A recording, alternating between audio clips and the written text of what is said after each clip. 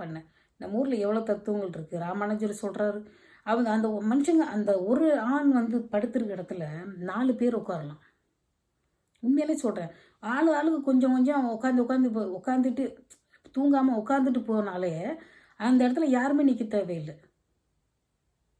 எவ்வளோ சுயநலவாதியாக இருக்காங்க பாருங்கள். எனக்கு வந்து எத்தனை மணி நேரம் நான் அங்கேருந்து இவ்வளோ தூரம் போனேன்னு எனக்கு தெரில. ஆனால் அது சென்னையிலேருந்து திண்டுக்கல் வரைக்கும் ட்ரெயினில் நின்றுக்கிட்டு போனதை என்னால் மறக்கவே முடியல. எவ்வளவோ கஷ்டப்பட்டு வெளிநாட்டுக்கு வர்றோம். சரி விடு, வந்துட்டோம், என்னமோ இருப்போம், நல்லதோ கெட்டதோ இருப்போம். ஏதாவது இதுவே ஒரு கல்யாணம் பண்ண மாதிரி இருக்குது. திருப்பி நம்ம போய் நம்ம அங்கே என்ன பண்ணுறதுக்கு என்ன இருக்குது சொல்லுங்கள். இந்த பாலியல் பிச்சைக்காரனுங்க, பாலியல் திருட்டு பசங்க, அந்த மாதிரி ஆளுங்கள்லாம் இங்கே இல்லை. எல்லாருக்கும் எல்லா பயபிள்ளைகளுக்கும் பொண்டாட்டின்னு ஒருத்தர் இருக்கா. அப்புறம் எனக்கு ஏதாவது கோவத்தில் பேசிட போகிறேன். பொண்டாட்டின்னு ஒருத்தர் இருக்கா இல்லை, அவள் எதுக்கு இருக்கிறா? அவளுக்கும் ஒரு மரியாதை கொடுக்கறதில்ல, அவளுக்கும் ஒரு பாசத்தை கொடுக்கறதில்ல. இந்த 1976 அது என்ன ஒரு சட்டம் வந்தது, இருங்க நான் சொல்கிறேன். டெப்ட் பாண்டேஜ், கொத்தடிமை. இப்போ நம்ம ஒரு கடன் வாங்கிட்டோம்னு வச்சுக்கோங்க, அந்த கடனை இந்த பரதேசி படத்தில் வர மாதிரி கட்டவே முடியல. செங்கல் சூளையில் கடன் வாங்கினதுக்காக வேலை செய்கிறது.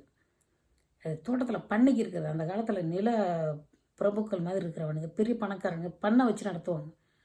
அவங்களுக்கு வந்து முன் பணம் கொடுத்துருவாங்க. ஒரு 50,000 1 லட்சம் கொடுத்தாங்கன்னா அந்த காசுக்காகவே வேலை செய்கிறது. அது கூட கழிஞ்சிடும். உலகத்தில் எவ்வளவு கொத்தடிமைத்தனம் இருக்குது தெரியுமா உங்களுக்கு? தெரியுமா கொத்தடிமைத்தனம் என்னன்னு தெரியுமா உங்களுக்கு? வாழ்க்கையில் கொத்தடிமைத்தனத்தில் எவ்வளோ வகை இருக்குன்னா அது உங்களுக்கு தெரியுமா?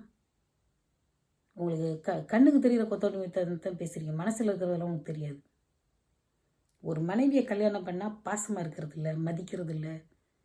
எவ்வளவு உழைச்சாலும் பத்தலை.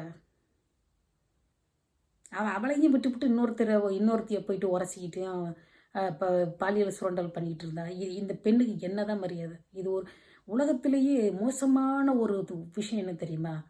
தான் காதலிக்கப்படாமல், தான் அன்பு செய்யப்படாமல் ஒரு கல்யாணத்தை பண்ணிக்கிட்டு வாழ்க்கை முழுக்க வாழ்ந்து செத்து போகிறது உலகத்திலே பெரிய கொத்தடிமைத்தனம்.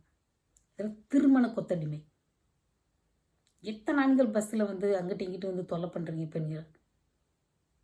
அப்போ உங்கள் மனைவிக்கு நீங்கள் உண்மையான காதலை கொடுக்கலன்னு தான் அர்த்தம். உண்மையான அன்பை கொடுக்கல. அவள் ஏதோ தண்டத்துக்கு கல்யாணம் பண்ணி பிள்ளையை பற்றி சோறு அரைச்சி போட்டு துணி துவைச்சி கொடுத்து ஒரு காதலிக்கப்படாத ஒரு மனுஷியாவே வாழ்ந்து சாவுறா.